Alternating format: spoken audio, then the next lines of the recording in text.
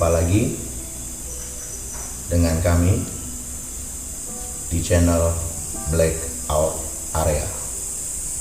Masih bersama saya Bram yang akan menemani sobat Blackout Area pada video kali ini. Dan pada kesempatan kali ini kami akan menyajikan sebuah video konten mengenai sebuah cerita yang dialami seorang narasumber kami. Untuk kami ceritakan kembali kepada para sobat Blackout Area semuanya. Seperti apa ceritanya? Kita akan saksikan dan dengarkan langsung. Tapi sebelum itu, bagi sobat Blackout Area yang belum subscribe channel ini, kami minta keringan hatinya untuk bisa menekan tombol like dan tombol subscribe serta tombol notifikasi di bawah video ini, agar kita bisa sama-sama membangun channel ini dan semoga channel ini bisa menyajikan video-video yang menjadi salah satu sarana hiburan bagi kita semua. Tidak usah berpanjang lebar, mari kita saksikan langsung seperti apa ceritanya. Salam Blackout Area.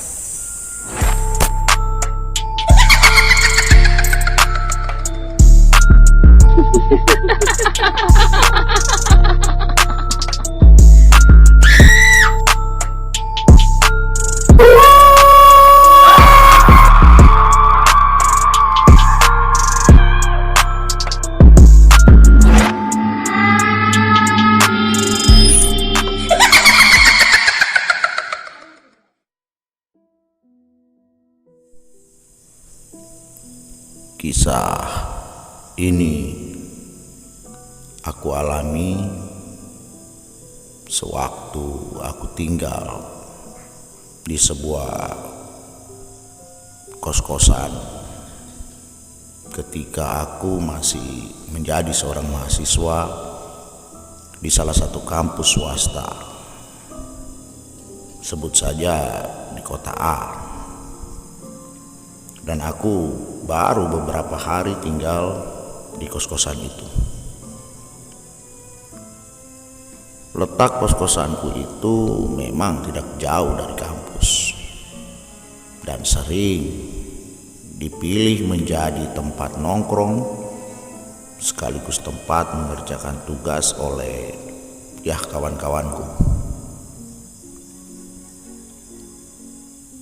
Memang tempat kosku itu terbilang cukup besar karena memiliki 15 kamar dan berlantai 2. Dari 15 kamar yang ada, 14 kamar terisi dengan anak-anak kos termasuk aku. Dan hanya ada satu kamar kosong. Dan entah kenapa sampai saat aku datang tinggal di tempat itu, kamar itu tidak disewakan oleh pemilik kos kepada orang lain. Kamar itu tepat berada di ujung koridor lantai 2, dan antara kamarku dan kamar kosong itu hanya dipisahkan oleh sebuah kamar mandi yang biasa kami gunakan sehari-hari. Cerita ini berawal ketika suatu saat Aku bersama kedua temanku sedang mengerjakan tugas kelompok yang diberikan oleh salah seorang dosen yang cukup kilar di jurusanku. Dan celakanya lagi, tugas itu harus dikumpulkan besok pagi pada jam mata kuliah dosen tersebut, di jam pertama.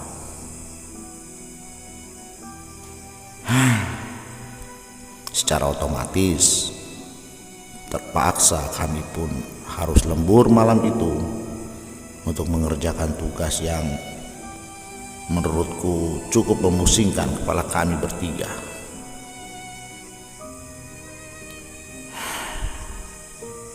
Setelah berjibaku dengan tugas tersebut selama setengah hari, akhirnya selesai juga tugas tersebut.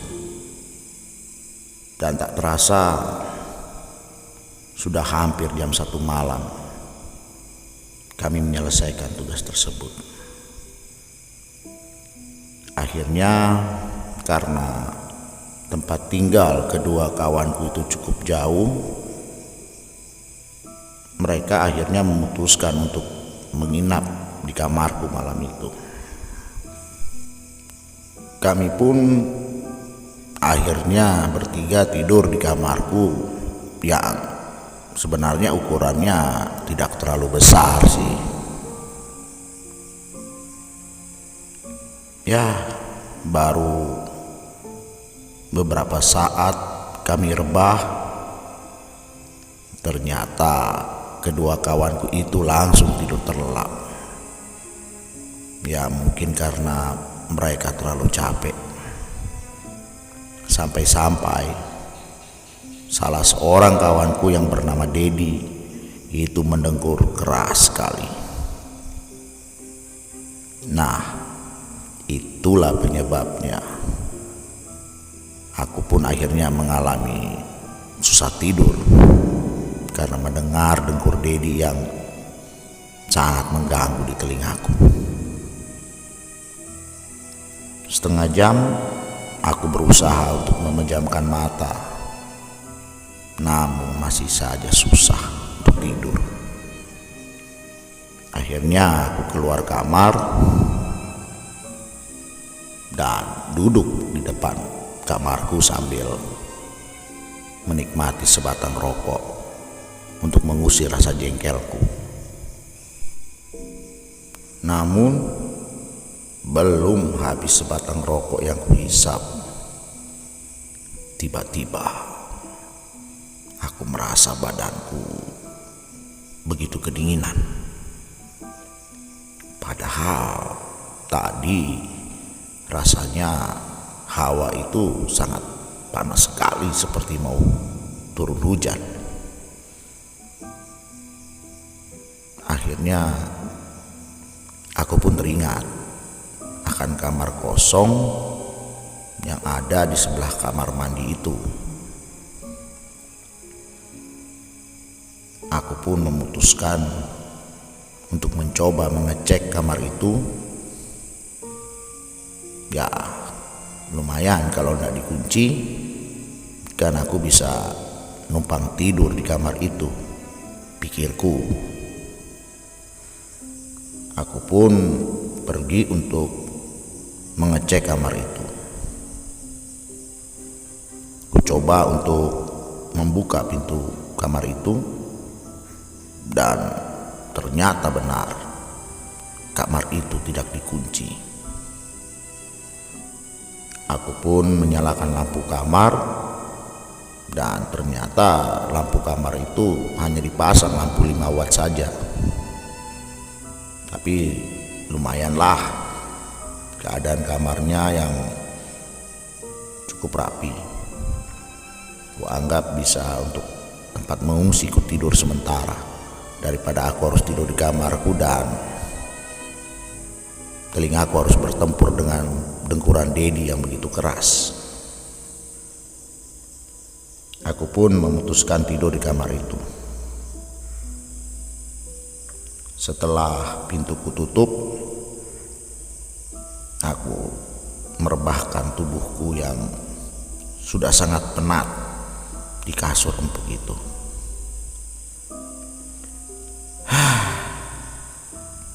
Enak juga rupanya kamar ini. Hawanya sejuk, tidak panas seperti kamarku yang kalau siang langsung tersorot sinar matahari sehingga panas sekali.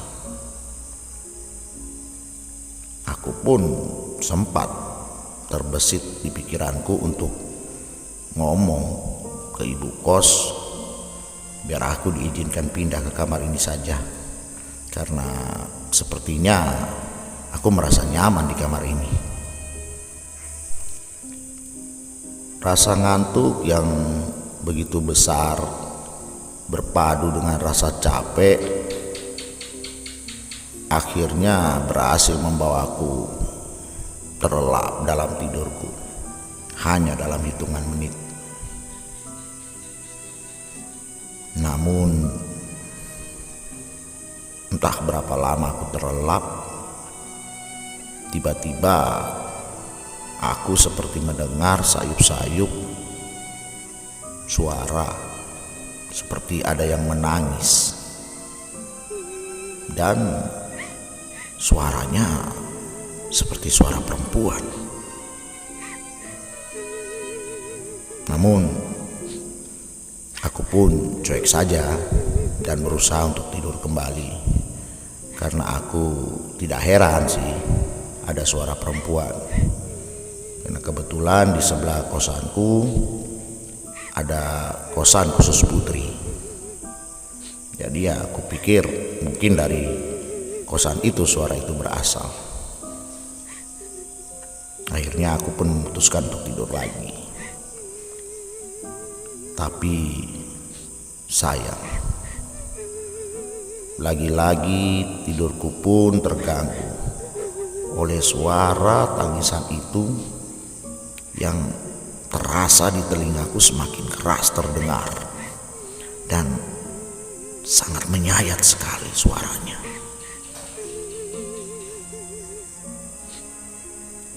Aku pun membuka mataku dan berusaha mendengarkan lebih jelas lagi dari mana sumber suara itu sebenarnya. Apakah dari kosan putri sebelah atau dari mana? Lagian ada apa ya? Kok tengah malam seperti ini nangis sampai segitunya? Pikirku, apakah mungkin orang itu sedang mendengar berita duka sehingga dia begitu bersedih sampai tangisnya nak berhenti di tengah malam seperti ini. Sejenak aku termenung mendengar suara tangisan yang aku rasa semakin lama semakin jelas terdengar dan cukup mengganggu akhirnya. Tetapi setelah beberapa lama aku jadi tersadar, kok orang lain yang ada di sekitar kosan kami, bahkan yang di kosan kami, tenang-tenang saja, seperti mereka tidak terganggu oleh suara tangisan itu. Ya, aku bisa memastikan karena keadaan di luar kamarku sepi, sunyi, dan hanya terdengar suara tangisan perempuan itu.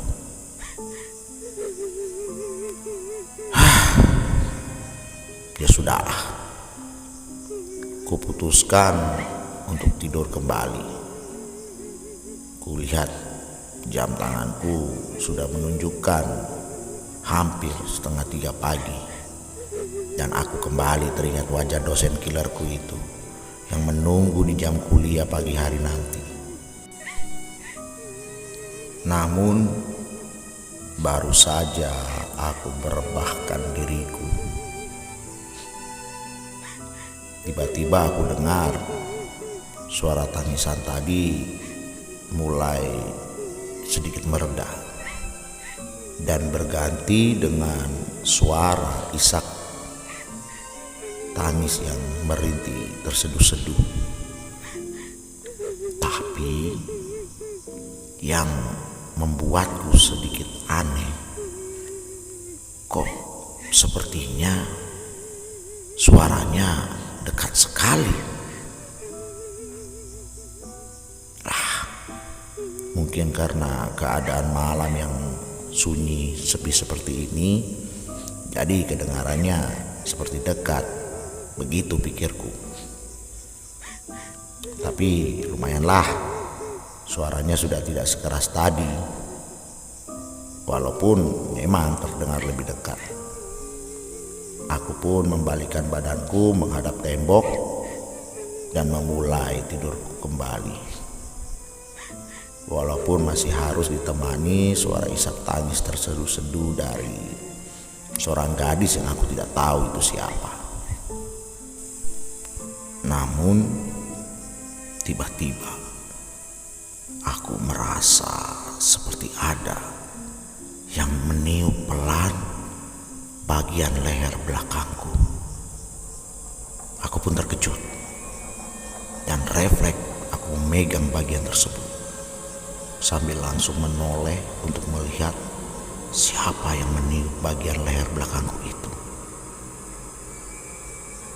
Tidak lama, tiba-tiba seluruh badanku pun merinding dan dingin. Aku pun langsung bangun dalam posisi duduk. Dan pada saat itulah mataku menangkap sesosok perempuan berbadan mungil yang sedang duduk di pojokan kamar itu sambil memeluk kedua kakinya. Dan perempuan itu menundukkan wajahnya. Aku pun terkejut setengah mati melihat itu. Ingin rasanya aku teriak, namun suaraku tidak dapat keluar. Ingin bergerak, namun seluruh tubuhku tidak dapat digerakkan sedikit pun. Aku berusaha untuk mengingat doa-doa yang ada, namun sayangnya otakku saat itu seperti mengalami hilang ingatan tiba-tiba, sehingga tidak ada satu bait doa pun yang mampu kuingat. Tidak berapa lama, tiba-tiba perempuan itu pun mengangkat kedua kepalanya dan dengan cepat menoleh ke arahku. Aku terkejut, sangat ketakutan sekali melihat wajahnya yang pucat, matanya yang putih tanpa ada warna hitam, dan mengeluarkan darah berwarna sedikit agak kehitaman. Sebagian wajahnya terluka serta mengeluarkan darah. Rambut kusam tergerai panjang dan mulut mengeluarkan suara seperti mendesis.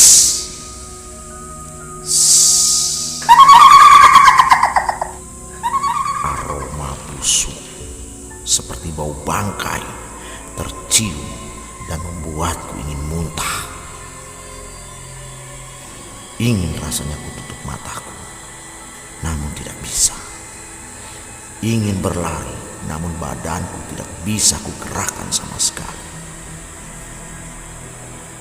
Tiba-tiba lampu kamar itu pun padam dan aku pun terkejut. Dan karena terkejutnya aku pun langsung melompat dari atas tempat tidur dan terjatuh di lantai. Dengan sisa kesadaran yang masih aku punya, aku berusaha berdiri dan berlari menuju pintu. Begitu pintu terbuka, aku pun segera berlari menuju kamarku. Aku pun segera menutup pintu kamarku dan membungkus seluruh badanku dengan selimut. Dan tidak berapa lama dan tidak terasa, aku pun akhirnya terlelap dalam tidurku. Tiba-tiba aku dibangunkan oleh salah satu kawanku, dan dia bilang segeralah aku mandi, setelah itu kita sama-sama berangkat ke kampus. Aku pun bangun dengan badanku yang terasa berat dan pegal-pegal seperti habis berlari ratusan kilometer. Tiba-tiba aku jadi teringat kejadian yang sangat mengerikan semalam yang aku alami, dan terasa seperti mimpi buruk bagiku. Aku masih merasa ketakutan,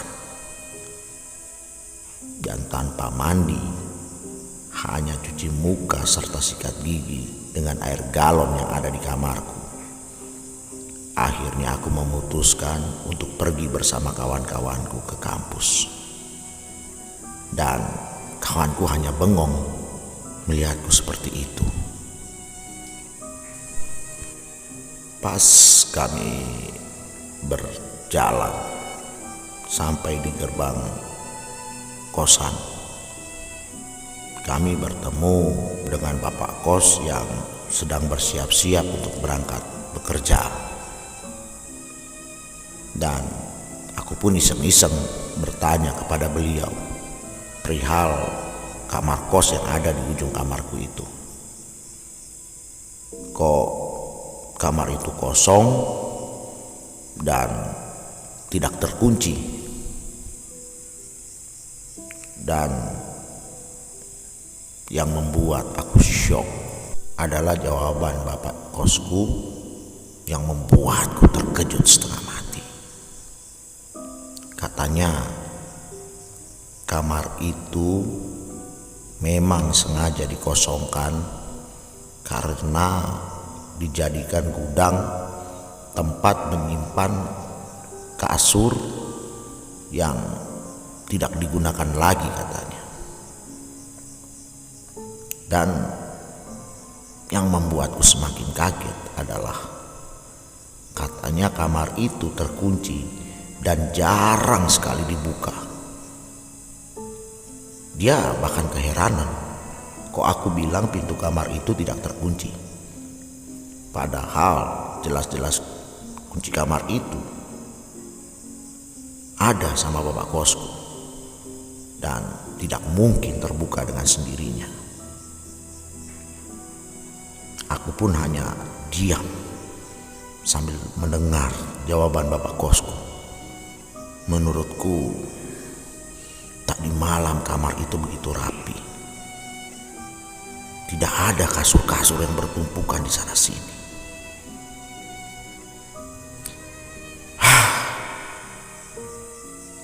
Akhirnya aku rasa aku sudah tidak bisa bertahan di kosan itu lagi. Dan pada siang harinya aku memutuskan untuk mencari tempat kos lain. Dan langsung pada sore harinya aku pun langsung memutuskan untuk pergi meninggalkan kosan itu tanpa bercerita ke siapa-siapa kenapa aku pindah dengan mendadak pada saat itu. Akhirnya aku pun pindah kos. Namun lagi-lagi aku kira dengan aku pindah kos, mimpi burukku itu sudah berakhir. Ternyata aku meleset. Malam pertama aku tinggal di kamar kos terbaru. Aku bermimpi tentang perempuan itu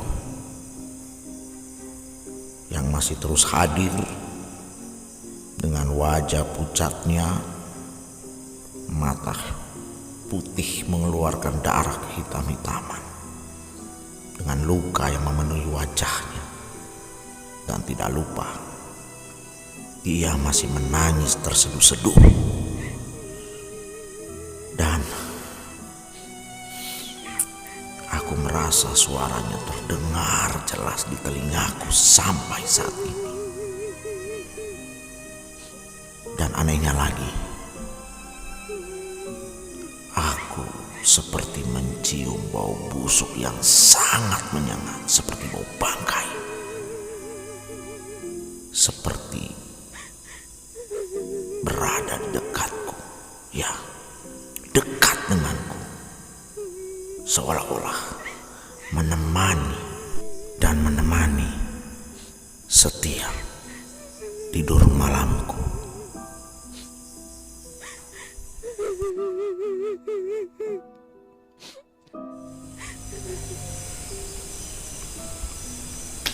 Bagaimana, sobat Blackout Area? Semoga cerita yang kami tampilkan kali ini dapat menemani waktu senggang para sobat semua dan dapat menghibur para sobat semua dimanapun berada. Ya, memang terkadang kita mengalami hal-hal yang terjadi dalam kehidupan kita yang beraneka ragam ini, dan terkadang hal-hal tersebut di luar batas nalar kita sebagai manusia biasa. Terima kasih untuk para sobat Blackout Area yang sudah menyaksikan video kali ini. Jangan lupa tekan tombol like dan tombol subscribe serta tombol notifikasi di bawah video ini. Bagi yang sudah menekan tombol subscribe, kami ucapkan terima kasih yang sebesar-besarnya. Semoga channel ini dapat terus kita bangun bersama dan di kedepannya bisa menjadi salah satu sarana hiburan kita semua. Sampai jumpa di video-video konten berikutnya yang akan kami hadirkan di channel kita ini, yaitu channel Blackout Area. Kita jumpa lagi pada video-video berikutnya. Semoga kita semua selalu dalam lindungan Tuhan Yang Maha Kuasa, dan salam Blackout